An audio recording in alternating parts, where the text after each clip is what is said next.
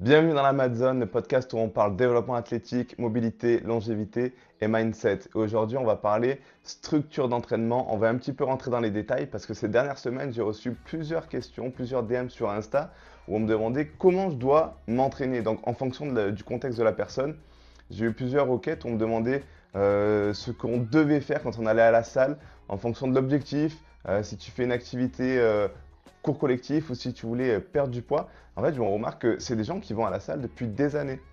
Et ça fait des années qu'en fait, ils ne savent pas quoi faire quand ils vont à la salle.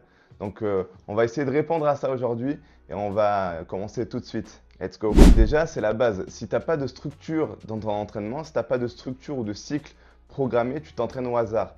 Si tu t'entraînes au hasard, tu as des résultats au hasard. Et en effet, pour avoir travaillé beaucoup d'années en salle de sport et y retourner de temps en temps, j'ai vu souvent et je vois encore que la plupart des gens, ils viennent et en fait, ils font des exercices sans mettre vraiment l'intensité qu'il faut, sans qu'il y ait une logique précise avec un ordre précis. Ils vont faire un petit peu de machine d'un côté, un petit peu de machine de l'autre. Et en fait, au final, ça fait 2, 3, 4 ans qu'ils vont à la salle. Et à chaque fois que je les revois, ils ont le même physique et il n'y a rien qui bouge. Donc forcément, sans structure, tu progresses pas, en tout cas, tu progresses moins bien, voire pas du tout, tu vois. Donc déjà, la base, c'est de voir ton entraînement d'un point de vue macro, de le voir d'un peu plus haut, de ne pas le voir juste sur une séance ou sur un exercice. Moi, ce que j'aime bien faire, donc quand je fais des programmations, c'est de voir sur 3, 6, voire 9 mois, en fonction de l'objectif. Mais en tout cas, il faut que tes entraînements t'emmènent du point A au point B. Ton point B, c'est ton objectif. Qu'il soit pour une femme de prendre des fessiers, de galber ses fessiers et de prendre un petit peu des cuisses, ou alors pour quelqu'un qui cherche la performance, à aller plus vite, à sauter plus haut, ou juste prendre de la force, prendre du muscle pour quelqu'un d'autre par exemple. Mais en tout cas, il faut qu'il y ait une logique qui t'amène du point où tu es aujourd'hui au point où tu veux aller. Et moi, ce que je préconise, donc, c'est des cycles de 3 à 4 semaines. 4 semaines, c'est pas mal pour la population générale parce que sur 3 semaines, ça se trouve, tu vas louper une semaine ou alors tu vas peut-être louper quelques entraînements dans la semaine. Donc, 4 semaines, tu sais que tu vas créer de l'adaptation et que tu vas vraiment créer une progression si c'est bien fait. Typiquement, ce que j'aime bien faire, c'est sur un bloc de 3 semaines, 3-4 semaines, on va dire 3 semaines. Semaine 1, tu te jauges, tu as tous tes exercices, tu as tous tes blocs. Tu regardes, c'est les séances qui vont durer le plus longtemps parce que c'est là où tu ne connais pas encore tes charges. Donc tu jauges, tu fais tes premières séries, etc. Tu sais à peu près où tu en es. Deuxième semaine, tu confirmes et j'aime bien rajouter une série sur 2 ou 3 exercices. Donc tu mets un petit peu plus de volume avec les charges que tu connais maintenant. Et sur la semaine 3, tu crées de la progression avec du coup le même nombre de séries que tu avais en semaine 2 et tu rajoutes 5 à 10% sur tes 3 premiers blocs d'exercice en charge de travail. Tu vas rajouter 5-10% pour créer de l'adaptation. Et si tu fais les choses bien, ça va passer nickel. Donc là, tu as une structure, une logique, donc forcément, tu vas avoir une progression. Et ensuite, pour continuer dans cette progression, il va falloir voir d'un point de vue un petit peu plus micro, donc séance par séance et voir exercice par exercice. On me demande souvent, ouais, si je fais cet exercice, donc quand je donne un programme, si je fais cet exercice à la place de celui-là, est-ce que c'est bien ou pas? Ou si je fais celui-là d'abord et après je reviendrai sur celui-ci? En fait, ben, pas forcément parce qu'il y a un ordre dans les exercices que je te donne avec une intensité qui va avec au début de la séance, tu es frais, tu as d'énergie. Donc les exercices énergivores, de force, ceux qui te demandent beaucoup de focus, on va les mettre au début. Et au fur et à mesure, on va diminuer l'intensité et on va mettre un peu plus de volume. Tu baisses les charges, tu fais plus de répétitions. Tu sais qu'en début de séance, c'est là où on va placer les exercices les plus demandants, ceux dans lesquels tu as besoin d'être vraiment solide. Parce que forcément, ton énergie va diminuer. Donc si tu gardes une haute intensité et que typiquement, c'est la fin de la séance et il y en a qui vont bosser sur des exercices à mettre hyper lourds, à faire peu de séries ou alors à faire des exercices hyper explosifs. En fait, fin de séance, tu n'as plus de nerveux. Si tu t'es bien entraîné, tu es vidé. Donc, mettre des exercices où on te demande beaucoup d'énergie, c'est contre-productif de les mettre à la fin d'une séance. Ce qui va être par contre cohérent, ça va être selon le contexte. Dans un contexte de perte de poids, c'est bien d'avoir un premier bloc de renfort type musculation et sur la fin de séance, mettre du cardio basse intensité, voire de temps en temps, si tu es expérimenté et selon ton contexte, de mettre des exercices à haute intensité sur un format circuit. Moi, ce que j'aime bien, ça s'appelle le lactic power.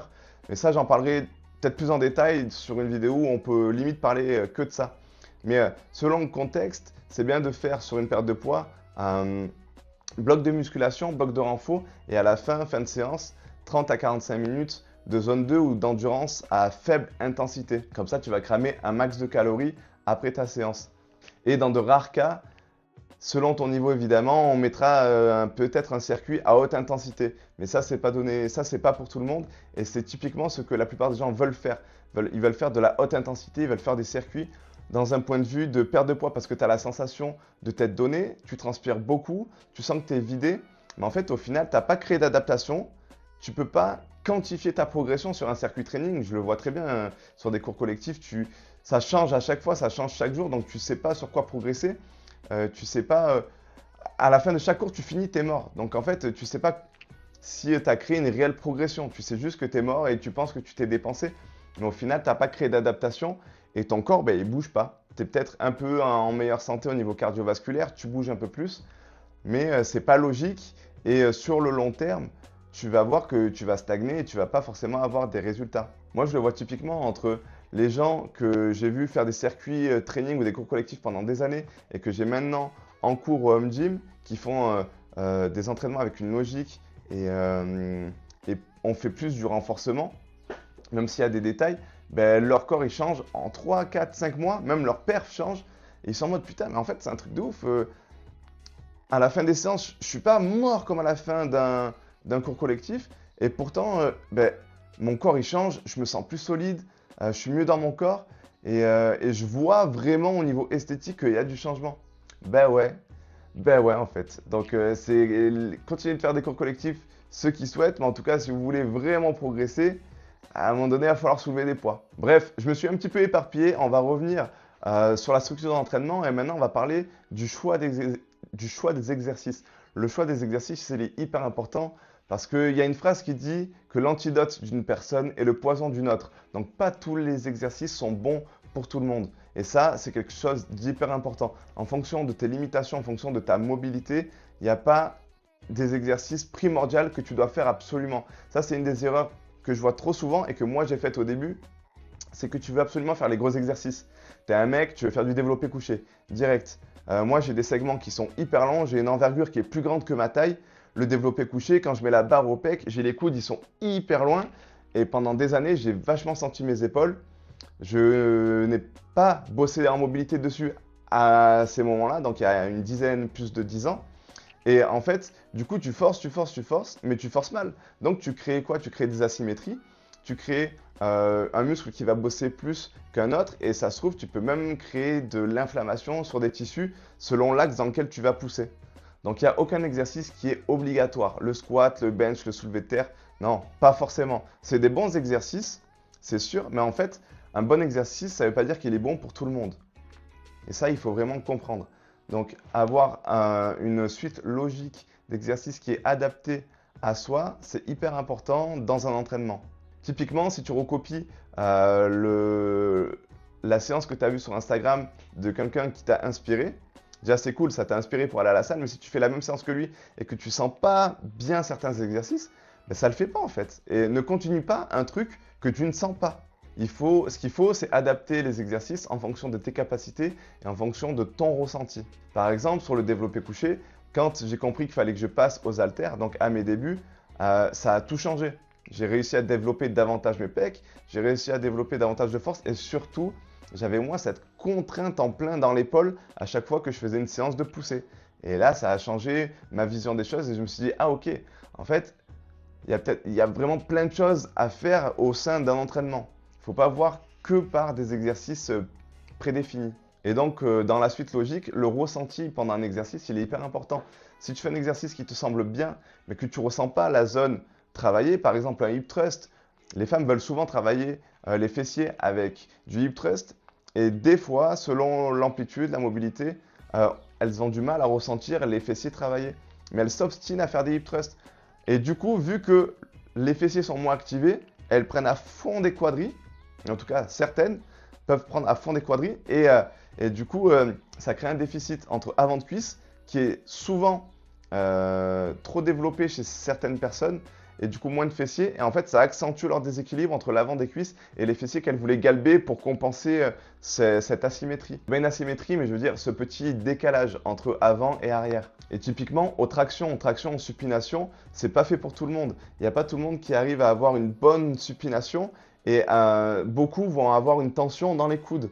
Donc, quand tu sens qu'il y a un exercice que tu fais, que tu vois tout le monde faire, mais que toi, quand tu le fais, ça te crée de la tension au niveau articulaire ou en tout cas quelque chose que tu sens mal, ah ben ne force pas dessus, il va falloir adapter. Qu'est-ce qu'on peut faire pour un exercice comme la traction supination pour trouver une solution? Il y a des poulies. La poulie, ton poignet est mobile et tu peux varier l'angle que tu veux travailler et en fonction de comment tu veux le bosser. Tu peux avoir la poulie devant toi, tu peux avoir la poulie au-dessus de toi. Du coup, tu travailles vraiment ton grand dorsal comme il le faut, tu le ressens davantage et tu te fais pas mal. Donc, en fait, les exercices, c'est juste des outils. Il ne faut pas être marié à un exercice typiquement. Quand je dis un exercice, c'est un outil, par exemple, le marteau, c'est un super bon outil si tu as des clous avec. Mais si tu as des vis, tu peux taper fort dessus, ben, ça ne va pas le faire. Donc en fait, il faut vraiment que tu adaptes les exercices en fonction de ton corps. Parce que chaque personne est différente et ce qui va marcher pour l'un ne marchera pas forcément pour l'autre. Et ça m'amène au dernier point, c'est la mobilité. Ce que j'ai compris durant toutes ces dernières années, ça fait maintenant plus de 6-7 ans que j'intègre de la mobilité dans mes travails. Ouais, 7 ans. Et je me rappelle, j'étais un des premiers dans une salle, dans la salle où je travaillais, où j'intégrais des cours de mobilité. Et en fait, les gens ne savaient pas ce que c'était. Et quand ils ont découvert que c'était pas juste de la mobilisation, faire des mouvements passifs qui font rien de spécial, et qu'en fait, on transpire, on vient chercher de l'amplitude, on travaille dans des angles spécifiques pour avoir du gain d'amplitude et d'être plus fort dans ce gain d'amplitude. En fait, ils sortent de la séance, ils ont le nerveux qui est bas et ils transpirent. Et en fait, une séance de mobilité, c'est hyper prenant, c'est hyper intense quand on la fait bien. Et les résultats derrière, ils sont hyper intéressants et ils sont hyper transférables dans les gros exercices, notamment en musculation. Et au-delà de la musculation, dans la vie de tous les jours, quand tu as des articulations solides, ben, tu peux te baisser, tu peux t'accroupir, tu peux fléchir ta colonne dans l'axe, sur les côtés et t'évites d'avoir des petits soucis du quotidien parce que tu as des articulations qui sont solides et qui vont dans tous les plans de mouvement, qui vont dans tous les sens. Ça, c'est un point trop souvent négligé, c'est de rajouter de la mobilité dans ces séances. Tu n'es pas obligé d'avoir une séance de mobilité spécifique parce que la plupart des gens, si ça arrive à s'entraîner déjà 3 fois en renforcement à la salle, c'est déjà exceptionnel. Si on rajoute une 4e séance de mobilité spécifique où il faut faire que ça, il y a très peu de gens dans le monde d'aujourd'hui qui peuvent vraiment le faire. Donc moi, ce que j'aime bien intégrer dans les séances quand vous êtes à la salle, c'est des mouvements de mobilité mais qui sont spécifiques. Donc en fonction de vos limitations, il faut les connaître. Je suis là pour ça. Donc nous, on fait des bilans articulaires. Comme ça, on sait au préalable quelles sont les limitations que vous avez. Et à la fin, par exemple, d'un développé couché, on va travailler sur la rotation externe de l'épaule. Et il se peut que à droite, tu aies un manque de rotation externe et à gauche, un manque de rotation interne. Donc le travail va être spécifique. On va faire du gain d'un côté dans un plan de mouvement et de l'autre côté dans un autre plan de mouvement. Et c'est là qu'on entre dans l'art de la programmation. Et au lieu de passer 1 minute 30 après ta série à parler ou à scroller sur ton téléphone, ben, tu prends 45 secondes, 1 minute à faire de la mobilité, du renforcement. On travaille dans des intensités, dans des régimes de contraction où c'est statique. Donc tu ne perds pas trop d'influx nerveux et d'énergie. Et derrière, tu as fini, il te reste 45-30 secondes et tu repars sur ton exercice. Et tu n'as pas perdu d'énergie. En plus, tu vas le sentir direct que ton articulation, elle est plus fluide. Tu pousses mieux et tu es plus stable. En fait, si tu combines renforcement et mobilité et que c'est spécifique et que c'est bien fait, sur le long terme, tu deviens une machine. Tu es hyper plus solide sur les mouvements, tu es hyper plus stable, tu gagnes en stabilité et puis tu es plus fort. En fait, tu renforces tes tissus musculaires, mais tu renforces aussi tes tissus conjonctifs. Et à ce moment-là, c'est le meilleur combo, c'est le combo gagnant. Parce que tu as des muscles solides et tu as les articulations et les tissus qui lient tes muscles à tes os qui sont aussi de plus en plus solides et qui s'adaptent. Et là, c'est exceptionnel, tu deviens vraiment quelqu'un de très solide. Donc, on ajoute de la mobilité pour combler les limites. Donc, globalement, tu vois tes entraînements d'un point de vue macro. 3, 6, 9 mois. Il faut que tu vois sur le long terme et il faut que tu te dises qu'à chaque mois, ou en tout cas à chaque cycle, ça va t'amener à une progression. Il faut qu'il y ait un thème spécifique sur chaque cycle qui fasse que tu progresses. Ensuite, tu prends séance par séance. Faut pas que tu t'entraînes 3 fois dans la semaine et que chaque séance soit la même ou que tu travailles tes tissus dans le même axe. Il va falloir varier les angles de travail pour que ça soit homogène et qu'il y ait une vraie logique. Une fois que tu as été logique là-dedans, on va voir de manière spécifique exercice par exercice.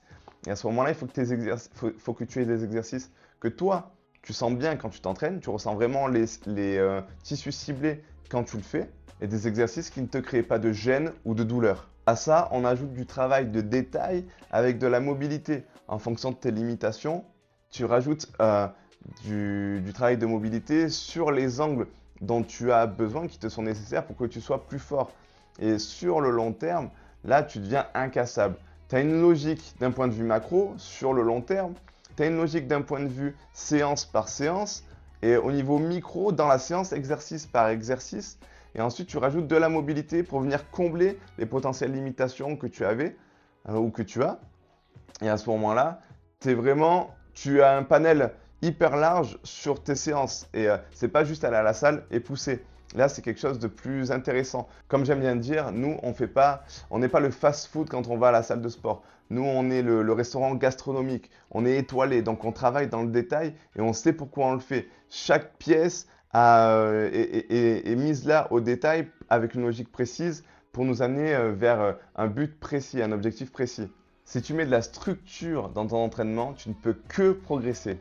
Et si cette vision te parle, bienvenue dans la zone. Peace.